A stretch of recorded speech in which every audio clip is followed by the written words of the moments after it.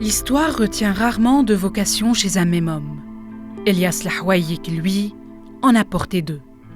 Celle de pasteur d'âme et celle de bâtisseur d'un pays. Né à Halta en 1843, il entre au séminaire à 16 ans, avant de se former à Rome, où il est ordonné prêtre et décroche son doctorat en théologie.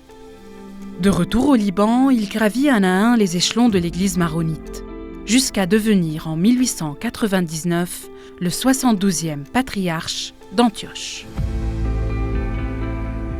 Ainsi, Elias Lahouayik fut d'abord homme d'église. Le patriarche fonde en 1895 la congrégation des Sœurs maronites de la Sainte Famille, première congrégation féminine apostolique de l'église maronite. À Harissa, le sanctuaire de Notre-Dame du Liban s'élève sous son impulsion. Et lorsque la famine ravage la montagne, durant la Première Guerre mondiale, il ouvre les couvents aux affamés, au risque de s'attirer les foudres des autorités ottomanes. Et parallèlement, Elias Lahouayik fut aussi homme d'État.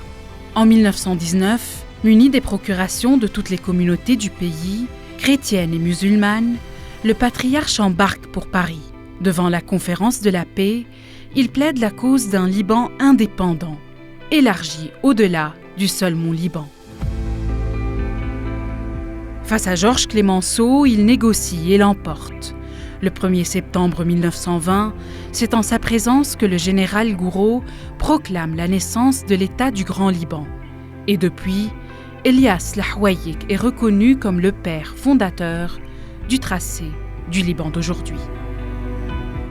11 ans plus tard, il livre le testament de toute une vie dans sa lettre apostolique, l'amour de la patrie.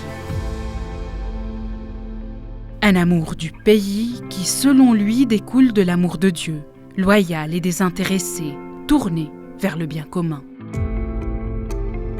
Après toute une vie de service, le patriarche Lahouayik s'éteint la veille de Noël, le 24 décembre 1931. Et 34 ans plus tard, un miracle lui est attribué. Un officier druze de l'armée libanaise, atteint d'une maladie chronique, se réveille guéri après l'avoir vu en rêve. C'est ce miracle que Rome retient pour ouvrir la voie à sa béatification. Ma communauté, c'est le Liban, a-t-il longtemps martelé. Et dans un Liban aujourd'hui déchiré par la guerre et les divisions, les mots du patriarche Lahouayik résonnent maintenant plus que jamais.